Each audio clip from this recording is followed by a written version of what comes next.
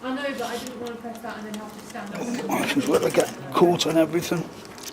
Shit, there's wires everywhere. Oh, pardon my French. Just sort of put there on that. I like it. Feel like a breeze on my ankles. 1 minute. All right, I think we can stop. It looks like the Misty Mountains enough now, I think. Me, we got Oh, it. Misty Mountain. Alright, I'm going to put audience lights on grass. Yeah, that's what I was about to do, but I'm going to let Andy see his way up first. Yeah, that's Oh, all. that's fair. Thank you very much.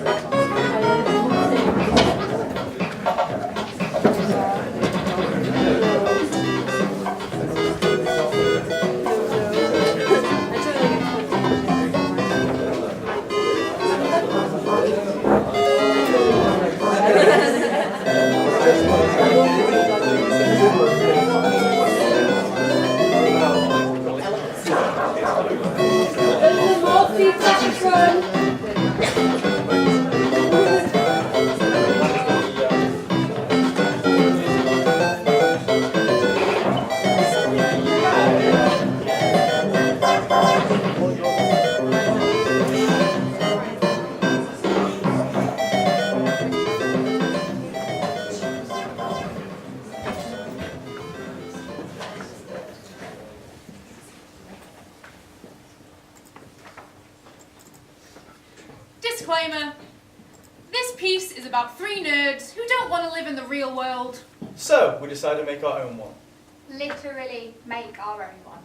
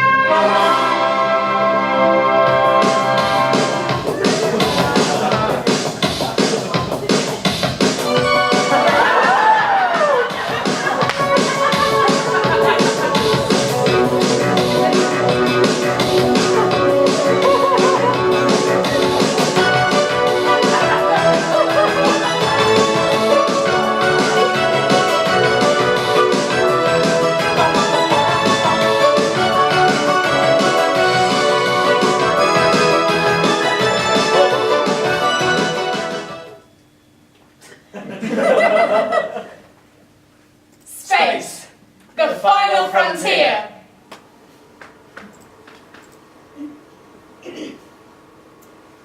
See, people think of time as a strict progression of cause to effect.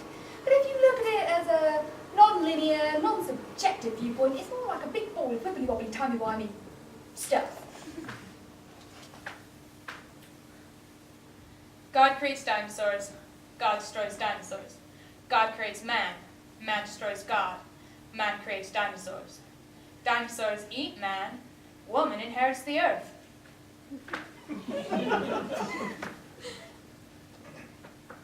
The heart, Norman! First we attack his heart!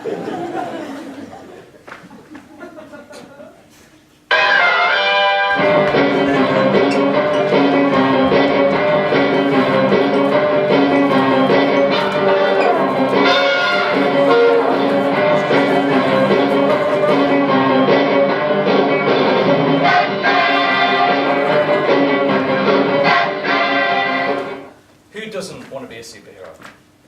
Who wouldn't want to climb skyscrapers, fly in space, or lead another team of heroes?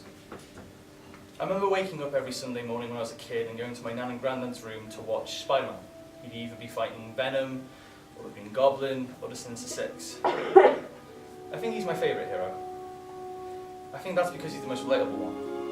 I've loved every iteration of him, whether it be the 2002 Tobey Maguire underdog Spider-Man, or the 2012 Andrew Garfield cocky sharp Spider-Man, or the Tom Holland 2016 version, who's a hero trying to prove himself a hero amongst a vast universe of the heroes. But it's not just the movies. In 2018, we were introduced to Peter Parker at the age of 23, trying to accept adulthood by leaving his childhood found behind him growing up.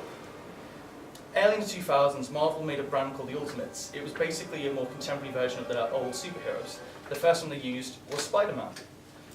And then in 2011, they introduced a character called Miles Morales, a black African-American, to take on the mantle of Spider-Man. Peter Parker said anyone could be Spider-Man, but Miles Morales was the one to finally prove it. In 1962, Stan Lee and Steve Ditko decided to make a character that teenagers could identify with, a character that could accept their failures, a character that could be kind and responsible at the most difficult of times, but most importantly, a character who could just be themselves. I love Spider-Man. I'm proud to be a geek, and I'm happy to be me.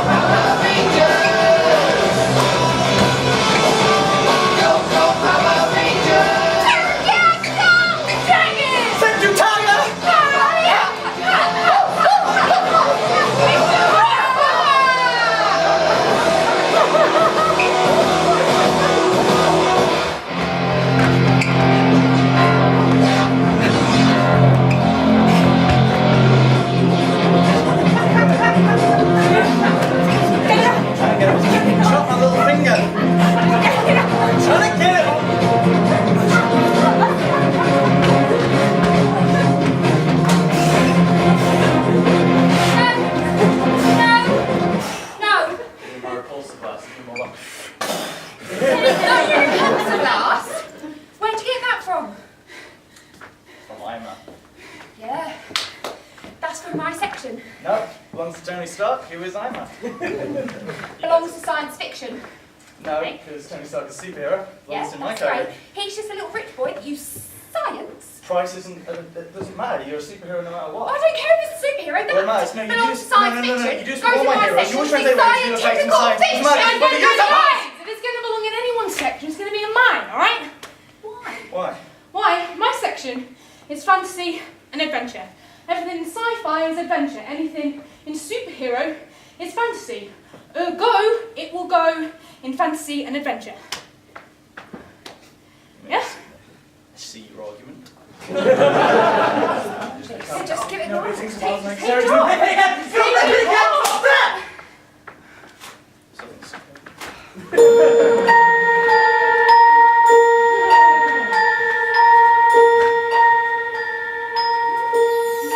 Come with me, and you'll be in a world of pure imagination.